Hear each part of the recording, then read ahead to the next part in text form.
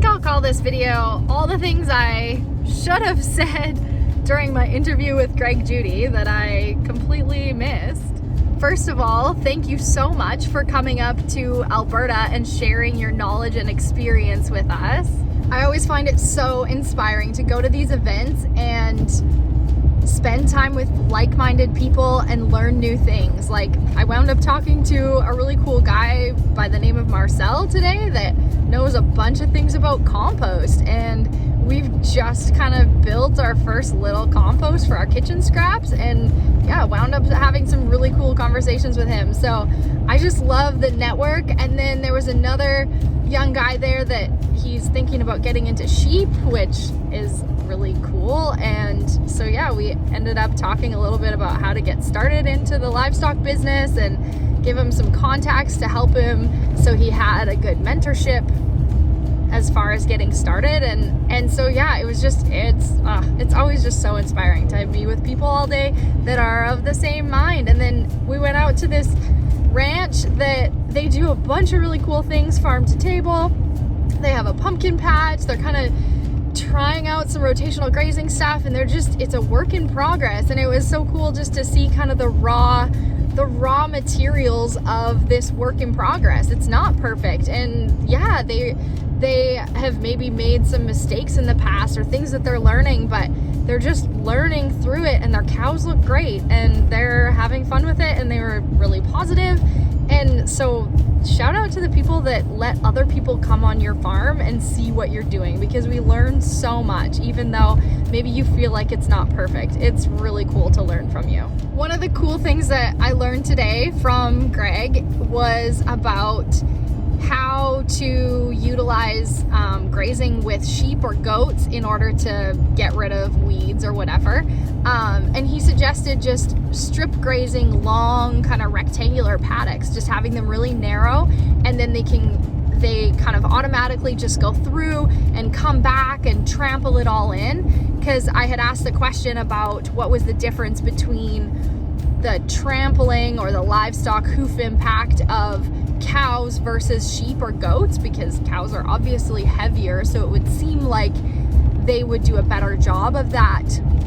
But yeah, he had mentioned that if you just build long, narrow paddocks and they can kind of strip graze, that will have a very similar effect to the heaviness of cattle going across it. So I thought that was really helpful. So my plan is to narrow up our paddocks that we're using with the goats right now and see if we can get some good kind of trampling effect on some of those weeds and other materials. Greg Judy had asked me about kind of how I got into grazing and stuff, and I said a little bit about my background, that I don't come from a farm, so I don't have preconceived ideas. But I think really the turning point for me, I've been in agriculture for a long time now, but the turning point was when I read Gabe Brown's book, Dirt to Soil, and it was like a switch flipped in my brain as far as what works. And it was just such a different way of looking at things, and a successful way of looking at things. And so all of those really cool success stories. And then a couple weeks back, I was in Ranching for Profit and seeing some of those innovative farmers, and then also profitable farmers, and that money isn't a bad word, that is something we can strive for, and that there is success doing it. Because I always felt like I was a little bit behind everybody else who had owned or inherited land, and I hadn't. And so I always felt maybe I was a little bit behind, but it just gave me a lot of hope, I guess, that we can make this thing work. The other thing that drew me into regenerative agriculture is that there's a lot of success stories of people that are doing this thing on small pieces of land. We've just bought a 60-acre spot, and that's small for around here, but I think we can probably make a go of it. And there's a lot of different enterprises that you can run, and you can improve your land and do some really cool things. I just advocate for those small farmers, maybe young farmers that haven't inherited land, that it can be done, and that we are doing it. I mean, we're on a very small part of the journey just yet, but it's been a really cool experience. And the people in regenerative agriculture or sustainable agriculture, whatever you want to call it, are really open to supporting you, and they're always excited to share new ideas and see what's being done. And so I find that community is encouraging, and it's a cool spot for young people to be in as well. I find it really cool to work with that younger generation, and the whole world is ahead of them, but sometimes we can get bogged down with kind of the weather, the finances, the government of agriculture. But when you look at it from the perspective of, say, ranching for profit or regenerative agriculture or holistic management, whichever ones of those you want to look at, that lens really gives you kind of a holistic view of this lifestyle of farming, and it does make it viable for these young people to get into the industry. So just a couple of the really cool things that I learned today, just around drought management was one thing. Greg Judy said he puts a stake in the ground when he leaves a paddock and then draws a line on it where the top of the forage is so that you know kind of how much is grazed, and then comes back every week and just checks on the growth of the grass. And if it's growing, then good, we're not in a drought. If it's not growing, then we are in a drought. And so that is the drought determination factor. There is this stake with the mark, and if it's not growing. So then what to do if it's not growing? What do?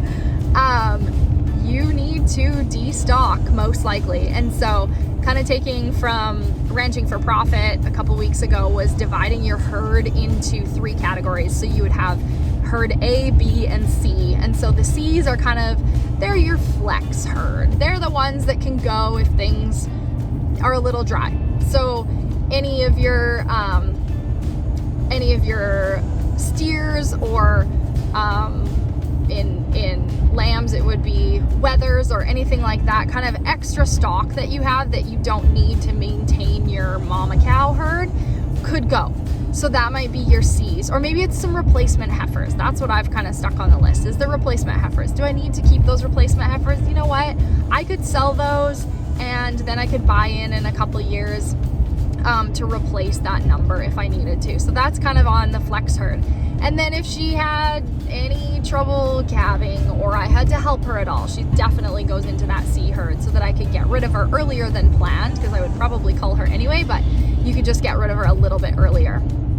And then your B herd is like, yeah, it's getting pretty bad. And these girls, yeah, you know what? They're just not my top performers, and so they're gonna go into my B cut. So if that grass is really not going, if I go back to that stake too many times and there is just not enough grass, and I know that I am not gonna make it through the season with my herd, then I need to get rid of some of those B cows, or all of those B cows. And then the A's, well, it has to be like basically a drought for 10 years before I get rid of them or whatever. But and depends on your own personal philosophy of how you value those cows, because some of your core cows are pretty hard to get rid of. But to divide that herd into the A, B's, and C's, and to have that predetermined. So to build that into your herd, they're all labeled already. And so when you see, okay, you know what, it is a drought, I'm gonna have to get rid of C's, then it's a matter of just bringing everything in, sorting off the ones that you already knew, and the emotion is gone out of it. It's not like, oh, well, we should keep her, or whatever. It's already predetermined. And then, because emotional things, or drought causes emotion as it is. And so if you can take any of that out just by pre-labeling your cows, then that really helps. So I think that's something that we're gonna do with the students in the fall, is to label those herds and have that flex herd with the drought in mind, that if things get tough, then we're gonna get rid of those girls. Another cool thing Greg talked about today was tip grazing. So the tip of the plant has the highest energy, and so that's the one that the cows are gonna go in. They're just gonna bite off the tip first, and so they're gonna get all of that high energy.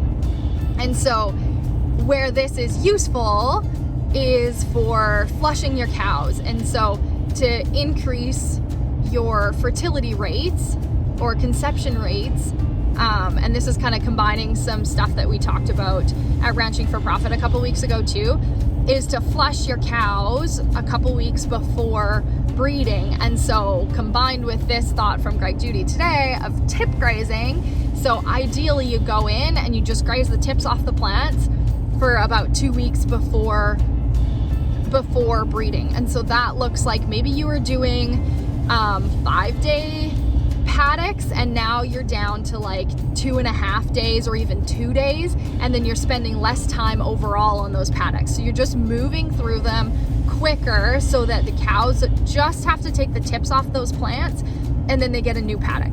And so it means that they get high energy for that time, because you can trick a skinny cow into getting pregnant as long as she's like, oh, I think the nutrition is pretty good right now. And so then she'll get pregnant because she thinks life's looking up, right? And so if we can do that tip grazing to kind of flush them through and then hopefully get those fertility rates up or back to acceptable or whatever stage you're at, you can hopefully improve them, because from what we learned today, an open cow is your biggest cost. So wherever we can utilize grazing to improve that, I'm all for it.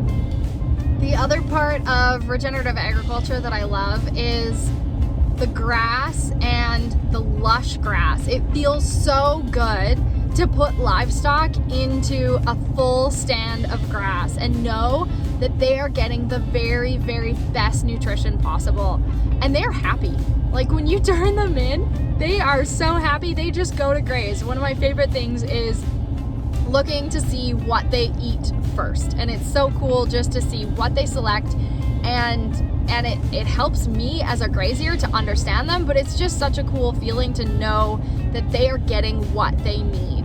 And then the other drawing factor is just thinking of any water that might be running off of your property, that it's clear and not muddy water. So picture a mucky stream and then picture a clear stream. It was just an image for me that really changed my perspective and just gave me a whole new kind of picture goal in my mind of what we're after with this style of practice. So Greg Judy mentioned today in my interview that I asked a lot of questions, and yes, I wanted to learn so much from him. And so, and also being a teacher, I love good questions. There's lots of students or people, if you go to seminars, that they'll apologize before they ask the question. They try to give like the whole context of why they're asking the question, to give an excuse about why they're asking the question. No, just ask the question, because we want the discussion, and likely somebody else has the same thought, or they didn't even know that they had that thought, but once the question is asked, it starts a conversation that is valuable. So I just want to encourage all you students and people out there, ask the questions and then listen to the answers, and genuinely don't think about, oh, that wouldn't work in my situation, because genuinely think about, okay, how could this work? How could I make this work? And then that opens up a whole new perspective for you, and it's really cool. Anyways, just ask the questions. So yeah, today was a great day. It was hosted by Lara, so we were up at Fort Kent, Alberta, and we did some classroom stuff this morning where Greg Judy basically taught us from all of his expertise and knowledge, which was really cool, because I've been a bit of a YouTube fan for a while of his, which was fun to actually meet him and connect with him. And then this afternoon we did a pasture walk, and so it was just kind of all around. We got a chance to network, and it was a really great day. So thank you so much for everybody that put it together, and I look forward to keeping in touch with a couple of people that I met there today.